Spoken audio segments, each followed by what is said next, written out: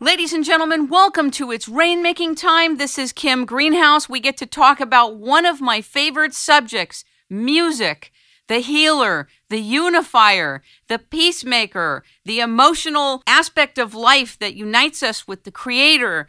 Ladies and gentlemen, we're going to talk to someone that's considered the musician's musician.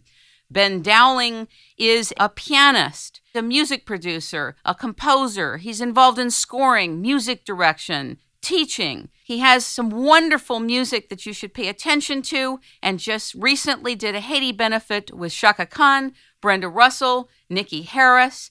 He did the music for Spiritual Liberation, the movie. He is participating on tour with McKay Allstars of Earth, Wind, and Fire, who was the guitarist there.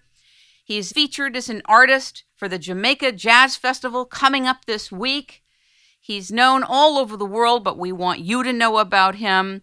He's been a programmer, what we call a person who develops sounds for Michael Jackson, for Joe Zawinick of Weather Report.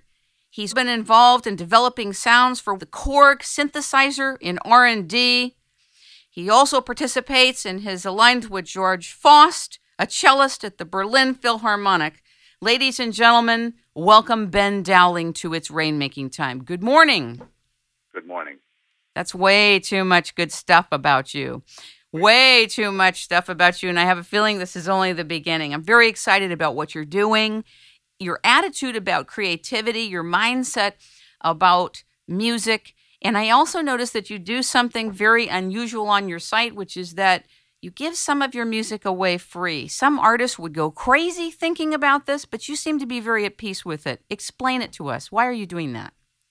Well, my job is to create music, is to create music that makes a difference. And for me, its purpose is out in the world. It's being heard and it's being appreciated and it's, affecting whatever change it can make out in the world. There's been a significant realignment within the music industry over the last 10 years. And people's sense of it is that things should be free. And so I think what I decided, it was a bit of an adjustment for me because, again, I make my living by making music. But I realized that what was really important was that people heard the music and people could appreciate the music first. And, without a unified radio environment as we used to have when we were growing up, everyone was listening to R&B and jazz and classical, and many of them were on the same stations. We're dealing with the 500 channels of different kinds of music, and therefore we don't have a community music source really anymore. So I felt like, well, why not just release what I can release to the world? First of all, it feels better. It just feels, music and creativity is an act of generosity. And I felt like I needed to harmonize with that sense of generosity and give it away. And I got to say, it feels wonderful. And the response I've had from people, it's touching people. And that's really what this is about for me, much more than leveraging it and making money off of it. I had the pleasure of listening to the first 30 seconds of a song called Love Embraces All. And if that's your voice on there, you have a nice voice. And I love that song. I also love Gathering of the Tribes and so many of your other pieces of music, but I didn't realize that you could sing. But you can, apparently. I've been hiding. In a lot of ways, it was enough for me to be a music director and a pianist and a keyboard player. And, we're expected usually as keyboard players to be writing the arrangements for the horn players or assisting the background vocalist to get the right harmonies. And so it's kind of a big job. And I sort of, since my main thrust has been playing the piano, I kind of avoided, I was hiding. I think that's the only fair word of saying is I was hiding. Well, I want to invite you out because I really think Love Embraces All brings you out. You know how it is in art that the art finds you? You don't just find the art, but the music finds you? It absolutely does. And I really heard that in Love Embraces All. I want you to explain to those of us that are not music literate, what is the distinction between composing and scoring? Because I notice you do them both, and some of us don't know the difference between those two. Well, I don't think there really is a huge difference between the two. Typically when you hear the word scoring, it means composing for a visual media like film or television or something along those lines. And it is a different skill. There's no question. You have to look at the synchronization with the picture, and sometimes that can be quite tricky. But I think that they're essentially the same thing. You're composing, you're creating music one way or the other. I've had to use the term scoring in some unusual circumstances. For example, with the movie Spiritual Liberation, it was suggested that I utilize the themes that Ricky Byers-Beckwith had generated, and she's a fabulous, fabulous musician. And so I utilized many of those themes, but I did all the orchestration and arrangement. So that could be considered a scoring on other people's themes. That's also possible. And I would imagine it would take somebody fairly open and flexible to be able to do that. Well, it's easier for me to generate my own musical ideas. There's no two ways about that. I mean, I'm very adaptive that way. I can just sit in the moment, and it just sort of comes for me very easily.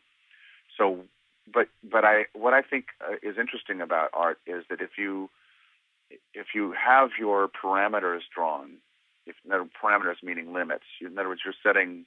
The duration of this piece is 4 minutes long, and it needs to have this kind of a feeling, and it needs to move from this emotion to this emotion, for example. Those are parameters, and I think that you have infinite choices within those parameters. Is kind of the way that I look at it. It's easier creatively for me to look at it that way. So as long as I've identified what those parameters are, I can live with them and within them, and then create really, really effective music from there. Sometimes having no parameters is not much help to me. Because you're in the void totally, right? With no maps, no blueprints.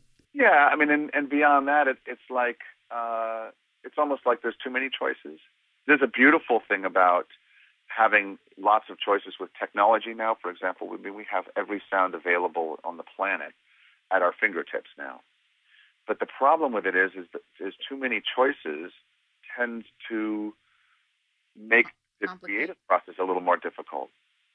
Yeah, I was going to say, it sounds like it would complicate bringing through the tones and the feeling and the emotive side if you have too many choices. But maybe it's better they're there, and as long as you know what you want emotively, you have your blueprint. Well, I mean, if you go down to Brazil, you can go down into the favela, as they call it there, and there will be people playing on plastic buckets and stones and boxes, and they're making great music. Now, those are parameters. Those are very distinctive parameters. They have limited capability with their instruments, and yet the music still is able to flow through them. To me, that speaks of a higher truth there. That speaks to a higher truth that creativity is not limited, that no matter what our parameters are, we are not limited by that. I don't know if that makes any sense. Totally makes sense. Totally makes sense. I noticed that you have done music with the Whispers, for Freddie Hubbard, Tom Coster. You've worked with a lot of people.